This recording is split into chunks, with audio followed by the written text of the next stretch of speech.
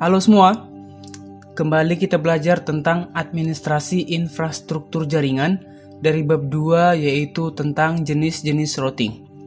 Pada video sebelumnya, kita telah mempelajari konsep routing, yang mana materinya adalah membahas tentang routing dan routers, serta default routing. Sekarang kita akan melanjutkan materinya ke bagian kedua yaitu tentang klasifikasi protokol. Kompetensi dasar kali ini juga masih sama dengan video sebelumnya yaitu tentang memahami proses routing dan mengkaji jenis-jenis routing. Oke, langsung saja kita masuk ke bagian klasifikasi protokol. Situasi routing yang kompleks secara cepat dan akurat dapat mengatasi protokol routing. Protokol routing didesain tidak hanya untuk mengubah rute backup bila rute utama tidak berhasil, tetapi juga didesain untuk menentukan rute mana yang terbaik untuk mencapai tujuan tersebut. Adapun pengisian dan pemeliharaan tabel routing tidak dilakukan secara manual oleh administrator jaringan. Ada beberapa klasifikasi protokol, namun yang kita bahas pada video ini hanya nomor 1 sampai 4. Langsung saja kita mulai dari nomor 1 yaitu protokol routing. Protokol routing adalah komunikasi antara router-router. Routing protokol mengizinkan router-router untuk saling berbagi informasi tentang jaringan dan koneksi antar router. Router menggunakan informasi ini untuk membangun dan memperbaiki tabel routingnya. Ada 5 protokol routing yang akan kita bahas pada video kali ini. Yang pertama adalah RIP atau Routing Information Protocol. Routing Information Protocol adalah protokol routing yang digunakan dalam local dan wide area network yang mana diklasifikasikan sebagai Interior Gateway Protocol.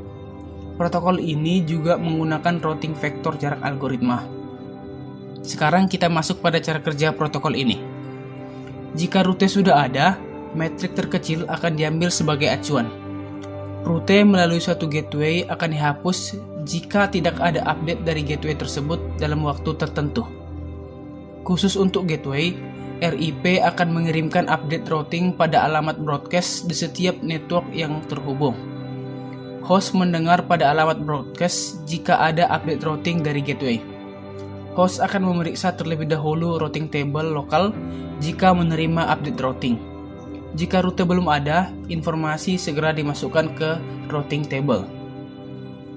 Protokol routing yang kedua adalah Open Shortest Path First atau OSPF. OSPF adalah protokol routing yang digunakan dalam internet protokol jaringan. Open Shortest Path First adalah Link State Routing Protocol dan juga sebagai kelompok Interior Gateway Protocol yang beroperasi dalam satu sistem otonom. Cara kerja OSPF. Untuk dapat saling berkomunikasi seputar informasi routing, maka OSPF harus terlebih dahulu membentuk hubungan dengan router tetangganya dengan mengandalkan Hello Protocol. Terdapat beberapa jenis media yang dapat meneruskan informasi OSPF. Masing-masing memiliki karakteristik tersendiri sehingga OSPF pun bekerja mengikuti karakteristik dari media yang digunakan. Yang pertama adalah Broadcast Multi-Access. Media jenis ini merupakan media yang banyak terdapat dalam jaringan lokal atau LAN, misalnya Ethernet, FDDI, dan token ring. Dalam kondisi media seperti ini, OSPF akan mengirimkan traffic multicast dalam mencari router-router tetangganya. Media kedua adalah point-to-point. Teknologi point-to-point digunakan pada kondisi di mana hanya ada satu router lain yang terkoneksi langsung dengan sebuah perangkat router. Media ketiga adalah point-to-multipoint. Point-to-multipoint adalah media yang memiliki satu interface yang menghubungkan dengan banyak tujuan. Pada media jenis ini, traffic OSPF juga dikirimkan menggunakan alamat IP multicast. Dan media yang terakhir adalah non-broadcast multi-access. Media berjenis non-broadcast multi-access secara fisik merupakan serial line biasa yang sering ditemui pada media jenis point-to-point. Namun, secara faktanya, media ini dapat menyediakan koneksi ke banyak tujuan, tidak hanya ke satu titik saja. Kita lanjut pada protokol routing yang ketiga yaitu Interior Gateway Routing Protocol atau IGRP. Interior Gateway Routing Protocol adalah suatu protokol jaringan kepemilikan yang mengembangkan sistem Cisco, yang dirancang pada sistem otonomi untuk menyediakan suatu alamat alternatif RIP atau Routing Information Protocol. Kita masuk pada cara kerjanya. Masing-masing penjaluran secara rutin mengirimkan masing-masing jaringan lokal kepada suatu pesan yang berisi salinan tabel penjaluran dari tabel lainnya. Pesan ini berisi tentang biaya-biaya dan jaringan yang akan dicapai untuk menjangkau masing-masing jaringan tersebut. Penerima pesan penjaluran dapat menjangkau semua jaringan di dalam pesan sepanjang penjaluran yang dapat digunakan untuk mengirimkan pesan. Kemudian, setelah melalui proses pembaruan IGRP, lalu menjadi EIGRP atau Enhanced IGRP, persamaannya adalah IGRP dan EIGRP sama-sama kompatibel dan antara router-router yang menjalankan EIGRP dan IGRP dengan autonomous system yang sama akan langsung otomatis terdistribusi. Protokol routing yang keempat adalah Enhanced Interior Gateway Routing Protocol atau EIGRP. EIGRP adalah protokol routing yang hanya diadopsi oleh router Cisco atau sering disebut sebagai proprietary protokol pada Cisco, di mana EIGRP ini hanya dapat digunakan sesama router Cisco saja. EIGRP juga sering disebut sebagai Hybrid Distance Vector Routing Protocol karena terdapat dua tipe routing protokol yang digunakan, yaitu Distance Vector dan Link State. Kita masuk pada cara kerja EIGRP. EIGRP akan mengirimkan hello paket untuk mengetahui apakah router-router tetangganya masih hidup ataukah mati. Pengiriman hello paket tersebut bersifat simultan atau terus-menerus. Dalam hello paket tersebut mempunyai hold time atau waktu tunggu. Bila dalam jangka waktu hold time, router tetangga tidak membalas, maka router tersebut akan dianggap mati. Biasanya, hold time itu 3 kali waktunya hello paket, yang mana hello paket defaultnya adalah 15 detik. Lalu, dual akan mengkalkulasi ulang untuk path-nya. Hello paket dikirim secara multicast ke IP address 244.00.10. Protokol routing yang terakhir adalah Border Gateway Protocol atau BGP. Routing protokol BGP baru dapat bekerja jika terkomunikasi dengan router tetangganya yang juga menjalankan protokol routing BGP. Sekarang kita masuk kepada cara kerja Border Gateway Protocol. Supaya dapat membentuk dan mempertahankan sesi BGP dengan router tetangganya, Border Gateway Protocol mempunyai mekanisme yang unik, yaitu mengandalkan paket-paket yang terdiri dari 4 macam, yaitu yang pertama, Open Message. Sesuai dengan namanya, paket Open Message merupakan paket pembuka sebuah sesi BGP. Paket inilah yang pertama kali dikirimkan ke router tetangga untuk membangun sebuah sesi komunikasi. Paket ini berisi informasi mengenai BGP version number, AS number, hold time, dan router ID.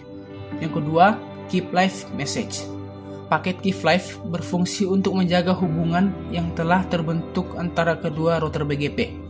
Paket jenis ini dikirimkan secara periodik oleh kedua router yang bertetangga. Paket ini berukuran 19 byte dan tidak berisi data sama sekali. Yang ketiga, Notification Message. Paket pesan ini adalah paket yang bertugas menginformasikan kesalahan yang terjadi pada sebuah sesi BGP. Paket ini berisi field yang berisi jenis kesalahan apa yang telah terjadi, sehingga sangat memudahkan penggunanya untuk melakukan troubleshooting. Paket pesan yang terakhir adalah Update Message. Paket Update Message merupakan paket pesan utama yang akan membawa informasi rute-rute yang ada. Paket ini berisikan semua informasi rute BGP yang ada dalam jaringan tersebut. Itulah materi untuk protokol routing. Sejauh ini bisa dipahami ya? Jika masih belum mengerti, silahkan kalian ulangi videonya lagi. Sekarang kita lanjut pada materi selanjutnya dari klasifikasi protokol, yaitu Default Routing. Default routing adalah setting pada komputer yang mendefinisikan aturan forwarding atau meneruskan paket untuk digunakan bila tidak ada rute spesifik yang dapat ditentukan untuk alamat IP tujuan yang diberikan. Rute default umumnya menunjuk ke router lain yang memperlakukan paket dengan cara yang sama. Jika sebuah rute cocok, maka paket akan diteruskan ke default router tersebut. Proses evaluasi rute di setiap router menggunakan metode pencocokan awalan terpanjang untuk mendapatkan rute yang paling spesifik. Pada segmen jaringan tingkat tertinggi, administrator pada umumnya mengarahkan rute default untuk host tertentu ke router yang memiliki koneksi ke penyedia layanan jaringan. Oleh karena itu, paket dengan tujuan di luar jaringan area lokal organisasi, biasanya tujuan di internet atau jaringan area luas, diteruskan ke router dengan koneksi ke penyedia tersebut. Kita lanjutkan materinya. Sekarang kita masuk ke bagian ketiga dari klasifikasi protokol, yaitu multiple gateway. Gateway adalah sebuah perangkat jaringan yang dapat berupa perangkat lunak maupun perangkat keras yang berfungsi sebagai penghubung antar jaringan yang berada pada protokol yang berbeda. Gateway yang akan kita bahas di sini adalah konfigurasi default gateway, bukan perangkatnya. Default gateway adalah salah satu pengaturan routing pada sebuah host yang akan memberitahukan host tersebut kemana paket data akan dikirimkan, yang mana umumnya diarahkan ke router. Karena konfigurasi ini menyangkut ke konektivitas jaringan pada host yang bersangkutan, maka host akan dikonfigurasi dengan kontak langsung dengan host yang bersangkutan, tidak melewati protokol komunikasi jaringan. Sekarang kita masuk ke materi terakhir untuk video kali ini, yaitu tentang routing dan packet forwarding. Packet forwarding adalah penyiaran paket dari satu segmen jaringan ke segmen jaringan lain melalui node dalam jaringan komputer. Hal-hal yang akan kita bahas dalam forwarding jaringan yaitu yang pertama, pola yang diterapkan dalam packet forwarding.